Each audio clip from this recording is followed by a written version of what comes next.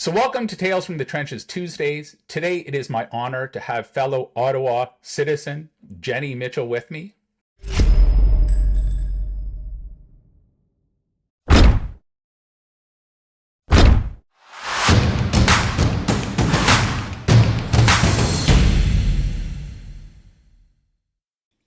So Chavender's vision is to help more people do more good. She's the founder and president of Chavender, and she works closely with not-for-profit leaders to change the world one mission at a time. Chavender assists organizations and charities across Canada as well as the US to inspire their donors and achieve their fundraising goals through personalized fundraising coaching and training. Before completing her CFRE, Jenny trained as a classical musician and earned her doctorate of musical arts. She brings her creative approach, her drive for excellence, and her passion for people to the world of nonprofits. So welcome, Jenny. Oh, thank you very much, Jack. It's so good to have you here and another fundraising consultant actually here in Ottawa. So we didn't have to go very far. So you often talk about that kind of money mindset, specifically how you may struggle to interact with people of wealth and what circumstances influenced you growing up. Yeah. I too believe that our childhood forms so much of who we are today. I also believe that many volunteer canvases and canvassers have issues asking people for a gift that they wouldn't be capable of or willing to make themselves. So I found so many times that someone who isn't willing to make what I call a stretch gift certainly isn't going to go in and be able to ask someone else to do something that they can't do. So let's chat about that whole kind of money mindset, because that seems to be a big bugaboo with volunteers and with staff. Yeah. So, and I should qualify that they love spending other people's money, right? Let's just clarify that. They love saying that so-and-so can give buckets, right? And I mean that with love, because I think this also ties back to money mindset. So just to back up a minute on how I landed here. I'm a good consultant. I'm working hard. I'm following the steps on Capital Campaign. And every single time, Jack, I would run up against the same challenge. They knew what they had to do, but they would find some crazy ass, well, the weather wasn't good today, right? Or my daughter came into town, or I think we should approach so-and-so first. Like, it was a litany. And I had to ask myself, what is going on, right? It also ties back to my experience as a business owner and being an entrepreneur, because I had to get through, as I'm sure you did, a lot of bugaboos about charging your worth, about, owning your numbers, about owning your value. This is a contract in the range of X, like we have the same stuff on our side, and owning that number. So I did this deep dive, and I actually am certified in money archetype assessments, because it was a great tool that sort of let people talk about money in an abstract way and get out of their own heads, because we are living our experiences at the kitchen table from when we were 6 years old and how our family spoke about money. So if money, what did you hear around the table? My parents were very active volunteers and donors. So it was always, we have to have an early dinner on Tuesday because we have a committee meeting for A, B, and C. Or, we have this fundraising gala that we've been supported for 1 billion years. So it's always kind of been ingrained. That philanthropy, and if you're blessed to have some spare dollars, that you share that wealth.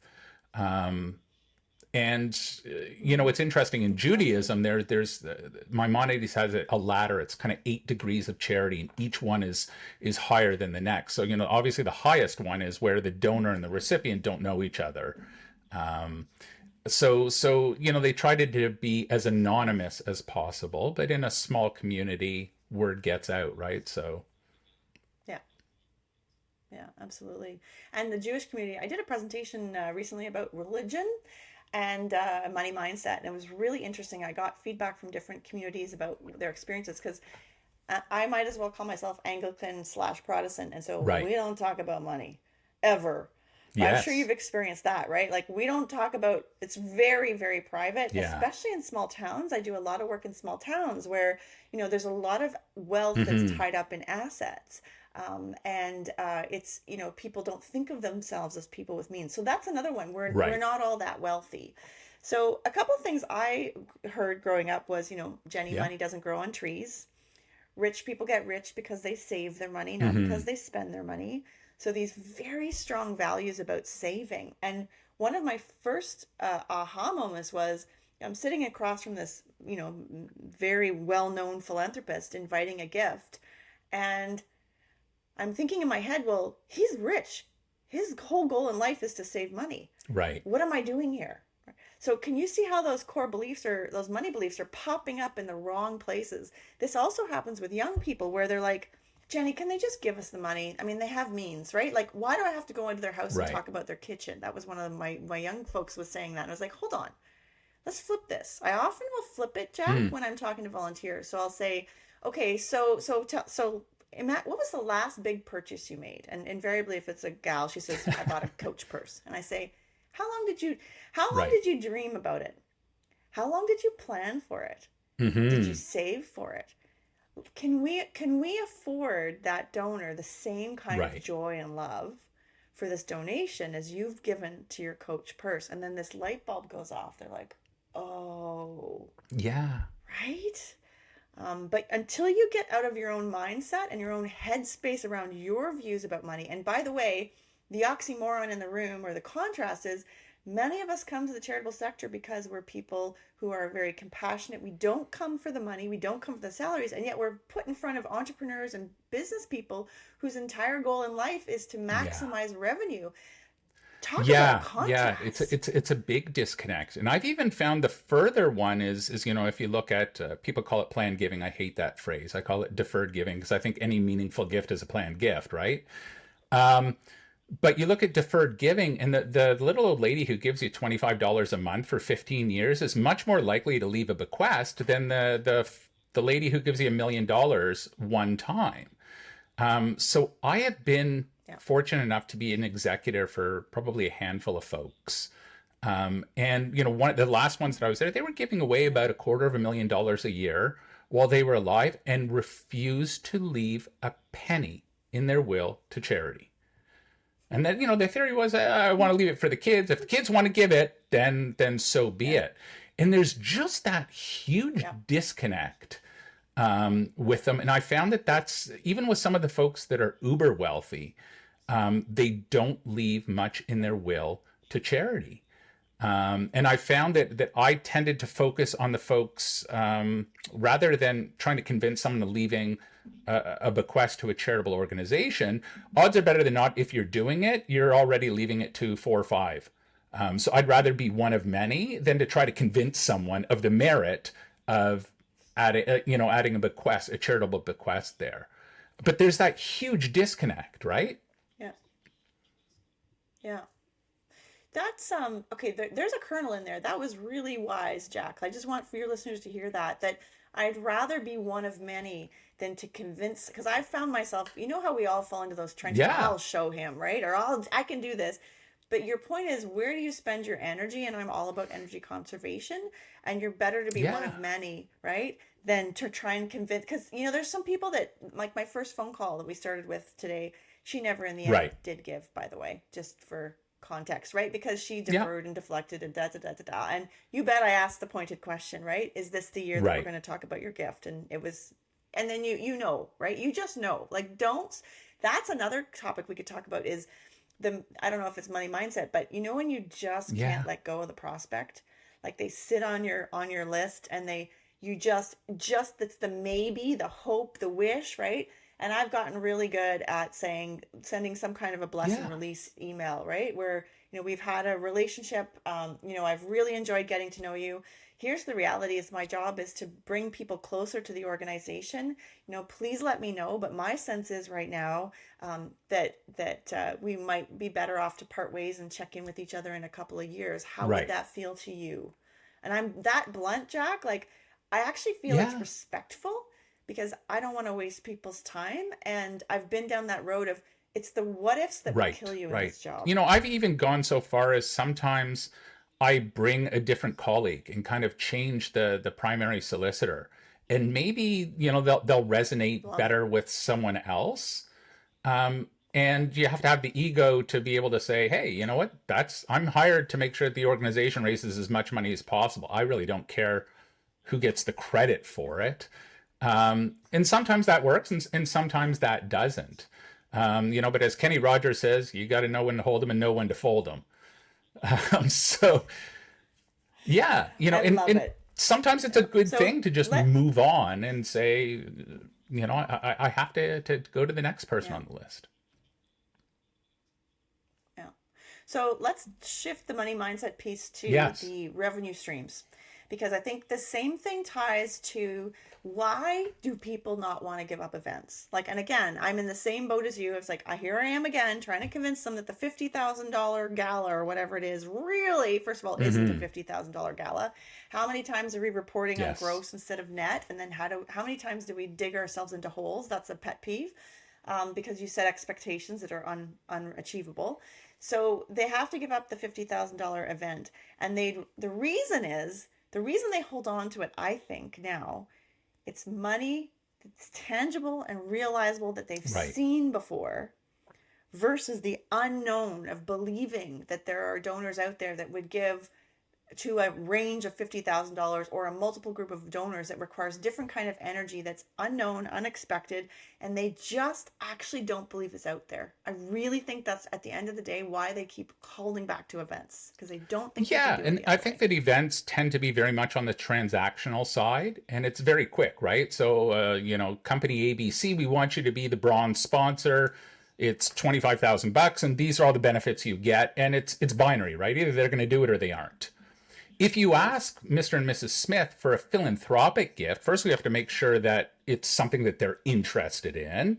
And you may ask for 25,000, Yeah. but if they turn around and give you 20,000, you aren't going to say sorry, no. Great. That's super. So it's a different mentality. One is, very, very much transactional, right? We're going to do this, and if you don't accept the bronze sponsor, I'm just going to go to the next person and ask for a bronze sponsor, as opposed to Oh, relationship, which takes yeah. much, much longer, and you're much more vulnerable. Okay, so there's vulnerable, and then there's a second part too, which is the rigor required with a relationship that you are in charge of versus the fact that an event is like a train. Yeah. It's coming, Jack. Everybody, like, it makes the whole timeline tangible. The board can get behind it. It's very clear where we are in our numbers, right? And so one of the things I'm always advocating for is this kind of rigor when you're in a major gifts solicitation process, or even if you're a major gifts officer. Where are the prospects? What's the next action? What are the timelines? Like, you can actually build that rigor in. And it's not like, just for my listeners, it's not like I pick up the phone and I talk to people and boom, they want to hire me as an executive coach. Right. It's the same as major gifts. It takes time. It's not a linear process, like you said. It's very rarely is it transactional. It's really an alignment of values and vision and style, and it takes time. But the minute I take my eye off that prospect and go into something like, I have to have the systems, going back to McDonald's and the processes, and I've gotten really good at this, Jack, because I don't Right. have time anymore. I know where I want to make my impact, and I have to trust my team and my systems will support me. And I think major gifts just feels far too nebulous and far too vague. How many times have I been in a board meeting or a board leadership that just says, can't we just close the gifts? It's like, they're Right. not widgets, people. They are not widgets. Yeah. They are people. And we have to, okay, here's a pet peeve. Sure. One more, Sure. just because I'm on a soapbox. You pass the follow-ups to the CEO and you say, you Yeah. need to call these people and invite them to the Yes. event personally. And what do? They hand them Yes. off to their administrative assistant because that's the Right. efficiency way to do it. It's not the same. They Yeah. don't get Yeah. it. It's not And the I same. think events, the part I love about events, you do a golf tournament and your world is 144 golfers, right? That's it. That's a full 18 holes, two foursomes on each hole. That's your world. So in that aspect, I really love it because it's kind of self-contained. And you can kind of say, this is when our deadline is. The golf tournament is August Yep. 1st, so we have to have all of our collateral in, blah, blah, blah, blah, blah. Major donors or leadership gifts, it's on the donor's timetable. It doesn't really matter that you have a budget to Yeah. meet or that your year end is coming up. Who cares? One of my pet peeves is always the barrage of emails you get in December saying, oh, there's only 2 more weeks left to make your gift. So I scratch my head. I'm like, really? You aren't going to accept my gift in January? That's a shame, right? Like, I don't need you to tell me when the end of the year is. I know. So I think that, just kind of being a little bit more mindful of the process with folks and being respectful. And so many times, the volunteers and the canvassers aren't willing to put in that effort. Usually if you go with an event for a sponsorship, it's pretty low investment of time and energy, right? Firstly, 80% of your folks are going to return year over year. So you're really only looking at 20% changing. But it's pretty quick, right? Either they're going to do it or they aren't. They may have to go to their higher ups. When it comes to a leadership gift, it's much more of a discussion and it's much more involved and nuanced, right? Mm-hmm. What are they interested in? What do they want to change in the world? And, kind of whittling it down to, hey, this is what our organization does, and this is how what we're doing and your needs kind of meet, and that's the sweet spot. Can we just, does that fit on a t-shirt? Let's put it on a t-shirt, right? So if you're listening to this, one of the things to take away is finding ways to front load all of those processes, because so many people are waiting, even in sponsorship world, to the 2 months before, the 3 months before, and then they don't talk to anybody, and then they start the whole pukey cycle all over again. And I hate that cycle, right? So how can we find ways to have touch points with our sponsors now? Can we do something fun? Can we do something engaging? Sometimes it doesn't require a 15-page strategy. It just literally requires a check-in or a lunch, or sometimes sponsors love to meet each other. The money mindset piece around this is everybody thinks corporate has piles and piles of money, right?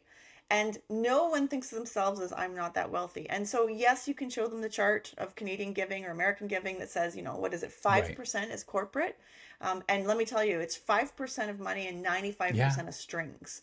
Yeah. In my world, at least, right? And it's execution, and there's so much attached.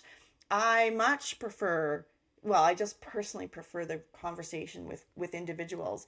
And I just love that experience. I find it enriches myself selfishly as much as the other person and the prospect or the donor. But I think the bugaboo we get into is, and I talk about this a lot in my money mindset program, is you're allowed. So there's two sides, right, Jack? There's when I'm in my office, they're a prospect, there's a high-low. I'm allowed to think of them strategically around money. That's my permission. When I'm in front of the actual prospect or the donor, it's relationship 101. It's absolutely, I'm strategically thinking about where we're moving to in that conversation, but I'm not like, we are 250,000, right? I'm allowed to drop in things. I'm allowed to aspire. I'm allowed to talk about projects and costs, but I'm not pigeonholing them, at least until closer, into something. And I think a lot of people have trouble with that. Like, if I'm friends with you, Jack, I'm not allowed to think about how much annual income you make or something like that. I'm not sure what it is, but I like to think of it from a respect perspective. If I really know you, like you, trust you, and believe you're a good candidate for this project, wouldn't it be respectful to think confidently and quietly about what an exciting gift would be for you?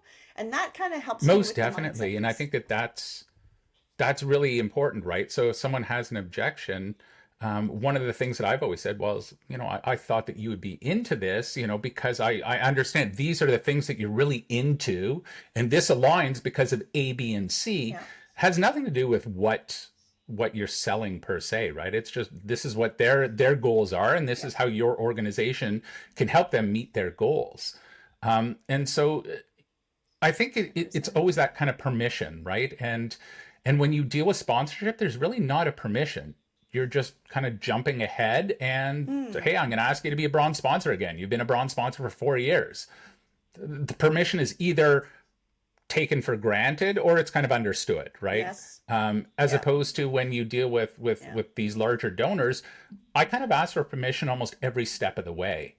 And, you kind of compare it to marriage. You don't propose marriage on the first date. No, there's some that do, but that's the abnormal part. You kind of, it's a process, and that's really hard because, the boards and bosses are going to say, well, so when are you going to close that? I don't know. I don't know. No.